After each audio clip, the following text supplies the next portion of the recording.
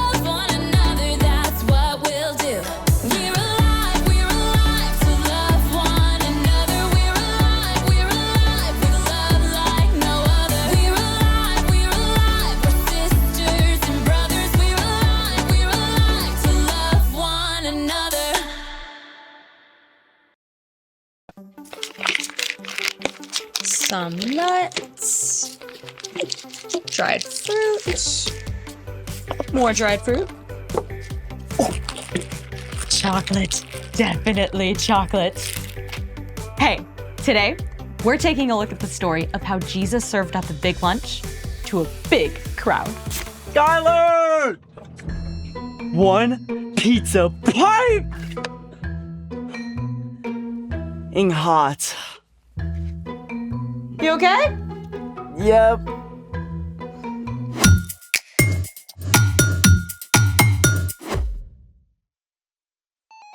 Hey guys, I'm Skylar. And I'm Sebastian. This month, we're talking about how following Jesus changes the way we treat others. Right, Sebastian?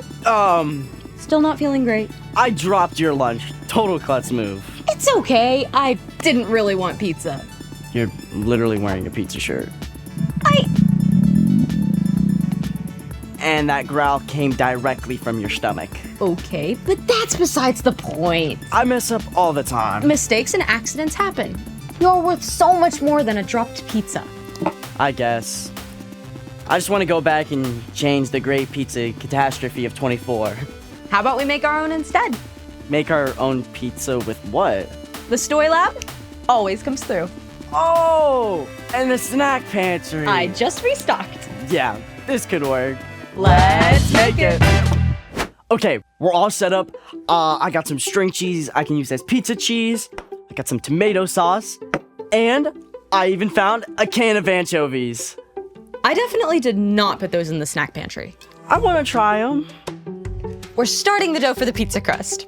You'll need 2 cups of water, 5½ cups of all-purpose flour, 4 tablespoons of olive oil, 2 to 3 teaspoons of salt, 1 to 2 teaspoons of sugar, 1 teaspoon of garlic powder, and a pack of dried yeast. Step 1, activate your yeast.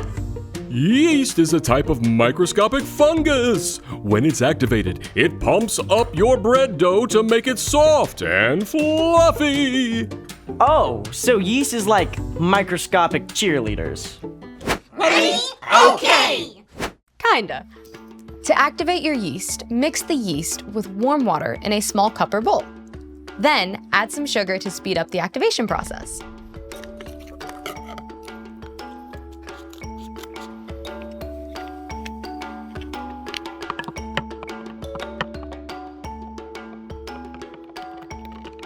Step 2, use a sifter to sift the flour into a large bowl and mix it up really well with salt and garlic powder. We'll need these.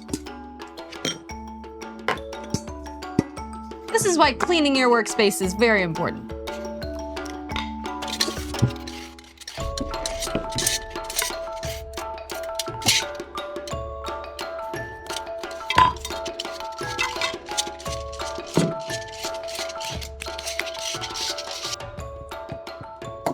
And add salt and garlic powder.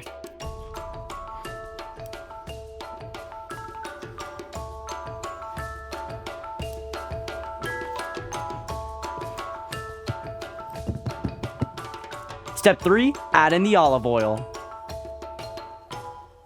And you'll want to stir.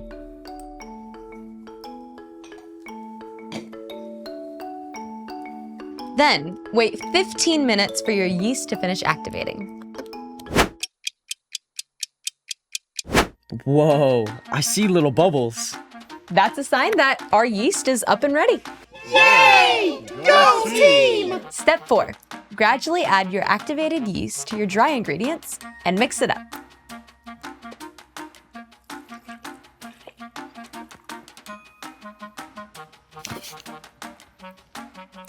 You'll need to stir for 5 to 10 minutes until the dough starts coming away from the sides of the bowl.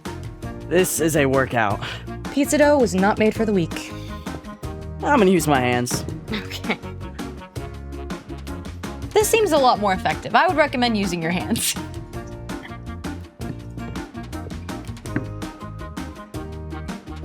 Could you move my cheese and tomato sauce?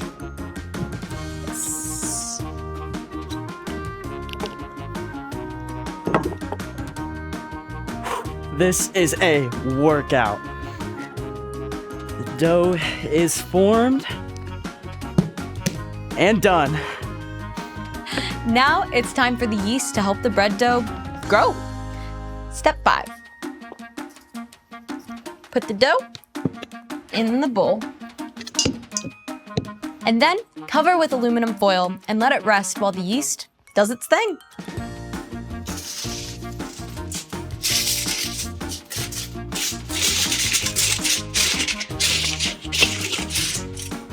When you add yeast to water and flour to create dough, the yeast eats up the sugars in the flour and gives off a mixture of ethanol and carbon dioxide gas. The team's all here! The gluten in the dough traps the carbon dioxide gas, preventing it from escaping. And the more gas that forms, the more the bread dough expands. Go team! Let's get that bread! Oh, so the yeast makes the dough blow up like a balloon, and that's why it makes bread so fluffy. You got it. Now that the dough is covered, let it sit for 1 to 2 hours. See ya.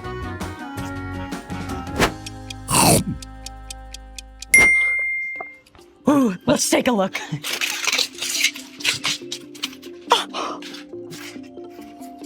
It's like double the size. Wow, it's huge. Yep, that's the yeast at work. Now, we just have to roll out the crust, add the toppings, and bake. Awesome. And speaking of all things bread, it's time for... The story before the story. Today we're in the book of John, which tells the story of Jesus. John was one of Jesus' closest friends. He recorded stories from the life of Jesus. John described several important miracles that point to Jesus being the Son of God, so everyone would believe. Jesus did so many amazing things, and John was always right by his side. Which is where our story starts. Take it away. Hey everyone, I'm Erica. Today's story is a feast for the mind and soul. One day, Jesus and his disciples sailed across the Sea of Galilee. However, a huge crowd of people who had seen him do miracles was hot on his trail. Hey, isn't that the guy who was healing people? It is! Where's he going? I totally want to ask for his autograph. Me too. Let's follow him. Yeah! Jesus went up onto a mountainside and sat with his disciples. But as he looked down, he saw the huge crowd approaching quickly. We want Jesus! We want Jesus! Wow, that's a lot of people. It was high time for a meal, but there were thousands of people and no easy way to find food for all of them. Where can we buy bread for these people to eat? Even if we could buy enough bread for each person to have just a bite, it would take more than half a year's pay. Philip was spot on. The crowds were hungry, and the disciples didn't have the money or food to feed them. The only thing that made sense was to send them away to fend for themselves. But not everyone had come unprepared. One little boy had brought some food. Jesus, this boy here has 5 loaves of barley bread and some small fish that he's willing to share. My mama said sharing is caring. That's great, kid, but how far is this gonna go with that giant crowd? Have the people sit down. If you say so. There were more than 5,000 people present, maybe more than 10,000. Jesus had everyone sit down on the mountainside, and then Jesus took the loaves and gave thanks. Oh, hey, are we getting snacks? Yummers! Jesus began passing out the loaves and fish to the crowd. Somehow, there were always a few more pieces, and then more and more and more, until everyone ate as much as they wanted. Hold up. Didn't we only pass out like 7 things? I'm no mathematician, but... After everyone had finished, Jesus told the disciples to collect the leftovers. They gathered what was left and filled, get this, 12 whole baskets with the remaining bread and fish. 5 loaves plus 2 fish divided by 10,000 times average person size minus hunger quotient. It's a miracle, Andrew. Leave the math to Matthew. The little boy didn't have much, but he chose to give what he did have to Jesus, who used that one small gift to perform a miracle that fed thousands of hungry people. The end. Can you imagine infinitely multiplying snacks?